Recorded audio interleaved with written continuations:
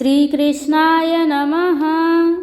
श्रीकृष्णकरुणामृतं द्वितीयाश्वासः। उलूखलं वा यमुनां मनो वा गोपाङ्गनानां कुचकोट्मलं वा मुरारिनाम्नः कलभस्य नूनम् आलानमासीत् त्रयमेव भूमौ करारविन्देन पदारविन्दं मुखारविन्दे विनिवेशयन्तं वटस्य पत्रस्य पुटे शयानं बालं मुकुन्दं मनसा स्मरामि। शम्भो स्वागतमास्यतामितयितो वामीनपद्मासन क्रौञ्चारे कुशलं सुखं सुरपते वित्तेशनो दृश्यसे। इत्थं स्वप्नगतस्य कैटभजितः श्रुत्वा यशोदागिरः किं किं बालकजल्पसीति रचितं धूधूकृतं पातु नः। मातः किं यदुनाथ देहि चषकं किं तेन पातुं पयस् तन्नास्त्यद्य कदास्ति वा निशिनिशा कावान्धकारोदये। आमील्याक्षि युगं निशाप्युपगता देहीति मातुर्मुहुर्वक्षोजांशुककर्षणोद्यतकरः कृष्णः सपोष्णातु नः।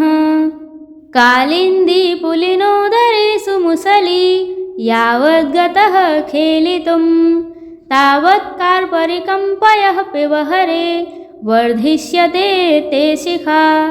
इत्थं बालतया प्रतारणपराः श्रुत्वा यशोदागिरः पायान्न स्वशिखां स्पृशन् प्रमुदितः क्षीरेर्धपीते हरिः।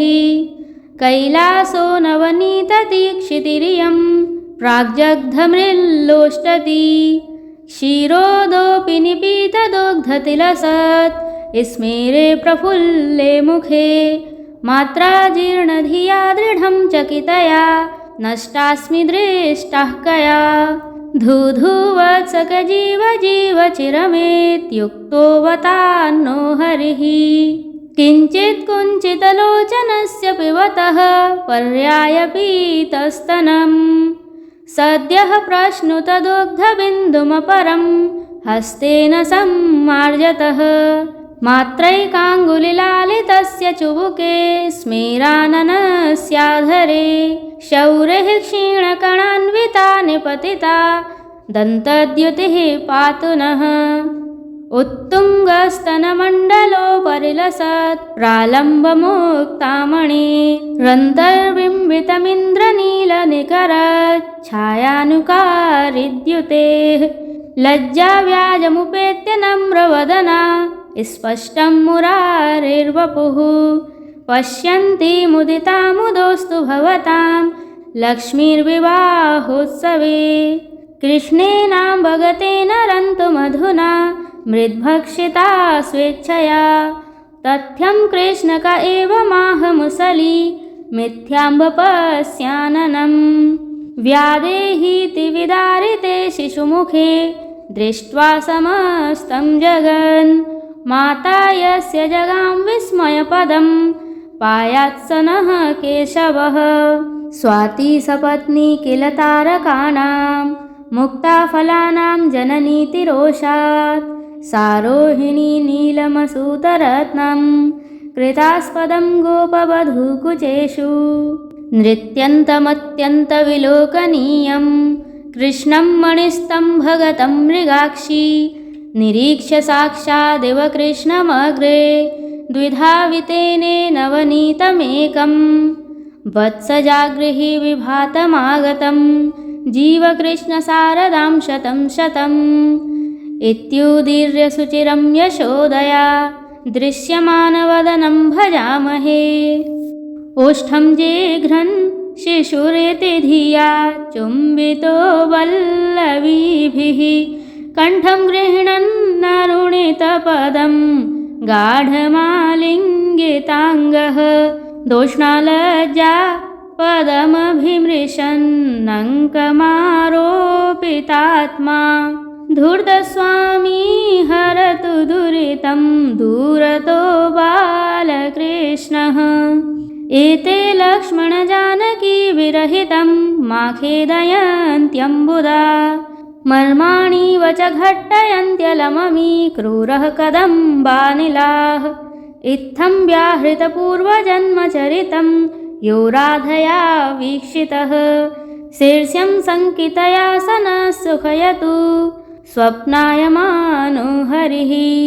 ओष्ठं मुञ्च हरे बिभेमि भवता पानैर्हता पूतना। कण्ठाश्लेषममुं जहीहि दलिता वालिङ्गनेनार्जुनौ। मादेहिच्छुरितं हिरण्यकशिपुर्नीतो नखैः पञ्चताम्। इत्थं वारितरात्रिकेलिरवता लक्ष्म्यापहा साद्धरिः। रामो नाम बभूव हुं तदवला सीतेति हुं तौ पितुर्वाचा पञ्चवटीतटे विहरतस्तामाहरद् रावणः। निद्रार्थं जननी कथामिति हरेर्हुङ्कारतः शृण्वतः। सौमित्रे क्व धनुर्धनुर्धनुरिति व्यग्रागिरः पातु नः। बालोऽपि शैलोद्धरणाग्रपाणिर्नीलोऽपि नीरन्ध्रतमः प्रदीपः। धीरोऽपि राधानयनावबद्धो जारोऽपि संसारहरः कुतस्त्वं। बालाय नीलवपुषे नवकिङ्किणीक जालाभिरामजघनाय दिगम्बराय शार्दूलदिव्यनखभूषणभूषिताय नन्दात्मजाय नवनीतमुखे नमस्ते। पाणौ पायसभक्तमाहितरसं बिभ्रन्मुदा दक्षिणे। सव्ये शारदचन्द्रमण्डलनिभं हैयङ्गवीनं दधत्। कण्ठे कल्पितपुण्डरीकनखमाप्युत्तामदीप्तिं वहन्। देवो दिव्यदिगम्बरो दिशतु नः सौख्यं यशोदाशिशुः। किङ्किणीकिणिकिणिरभसैरङ्गणभुविरिङ्गणैः सदा तण्टं। कुङ्कुणुकुणुपदयुगलं कङ्कणकरभूषणं हरिं वन्दे।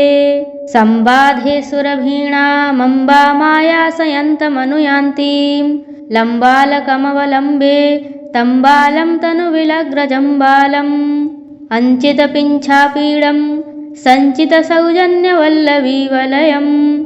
अधरमणिनिहितवेणुं बालं गोपालमनिशमवलम्बे।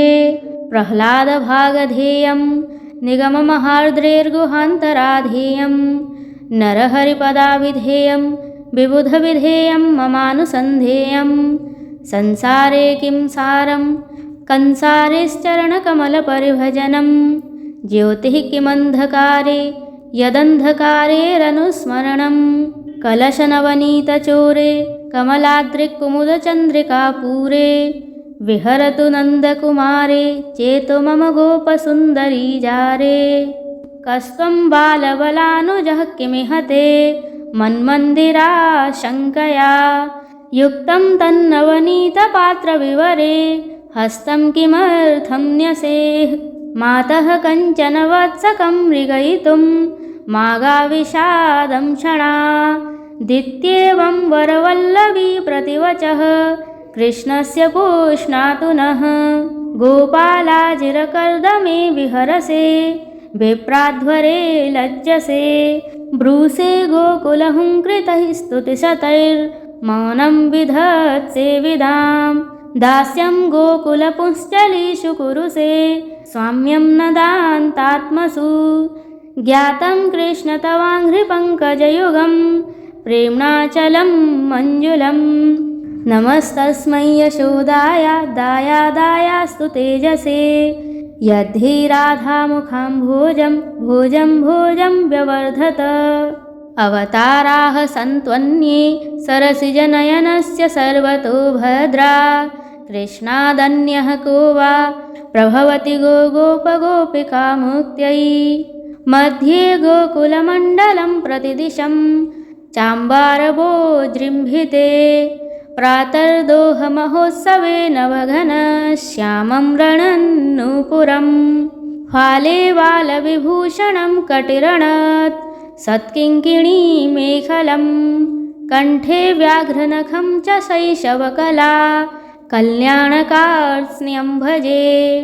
सजलजलदनीलं दर्शितोदारलीलं करतलधृतशैलं वेणुनादैरसालं व्रजजनकुलपालं कामिनीकेलिलोलं कलितललितमालं नौमि गोपालवालं स्मितललितकपोलं स्निग्धसङ्गीतलोलं ललितचिकुरजालं चौर्यचातुर्यलीलं शतमखरिपुकालं शातकुम्भाभचेलं कुवलयदलनीलं नौमि गोपालवालं मुरलिनिनदलोलं मुग्धमायूरचूडं दलितदनुजजालं धन्यसौजन्यलीलं परहितनवहेलं पद्मसद्मानुकूलं नवजलधरनीलं नौमि गोपालबालं सरसगुणनिकायं सच्चिदानन्दकायं शमितसकलमायं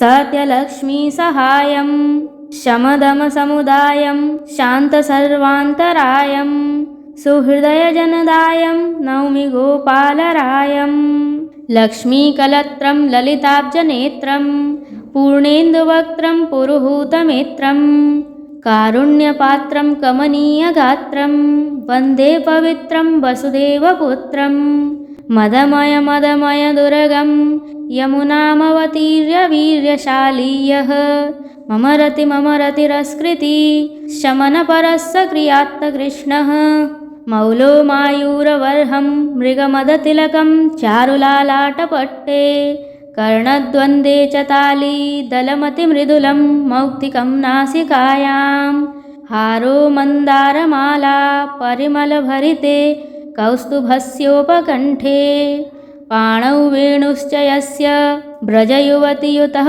पातु पीताम्बरो नः मुरारिणा वारिविहारकाले मृगेक्षणानां मुषितांशुकानां करद्वयं वा कचसंहतिर्वा प्रमीलनं वा परिधानमासीत् यासां गोपाङ्गनानां लसदसिततरा लोललीलाकटाक्षा यन्नासा चारुमुक्ता मणिरुचिनिकर व्योमगङ्गाप्रवाहे मीनायन्ते पितासा मतिरभसचल चारुनीलालकान्ता भृङ्गायन्ते यदङ्घ्रे द्वयसरसिरुहे पातु पीताम्बरो नः यद्वेणुश्रेणिरूपस्थितसुशिरमुखोद्गीर्णनादप्रभिन्ना एणाच्यस्तत्क्षणेन त्रुटितनिजपतिप्रेमबन्धा बभूवुः अस्तव्यस्तालकान्ताः स्फुरदधरकुचद्वन्द्वनाभिप्रदेशाः कामावेशप्रकर्षप्रकटितपुलकाः पातु पीताम्बरो नः देवक्या जठराकरे समुदितः क्रीतो गवां पालिना नन्देनानकदुन्दुभिर्निजसुता पन्येन पुण्यात्मना गोपालावलिमुग्धहारतरलो गोपीजनालङ्कृतिः स्थेयान्नो हृदि सन्ततं सुमधुरः कोपीन्द्रनीलोमणिः पीठे पीठनिषण्णबालकगले तिष्ठन् स गोपालको यन्त्रान्तस्थितदुग्धभाण्डमपकृष्य याच्छाद्यघण्टारवम् वक्त्रोपान्तकृताञ्जलिः कृतशिरः कम्पं पिबन्यः पयः पायादागतगोपिकानयनयोर्गण्डूसफूत्कारकृत् यज्ञैरीजिमहे धनं दधिमहे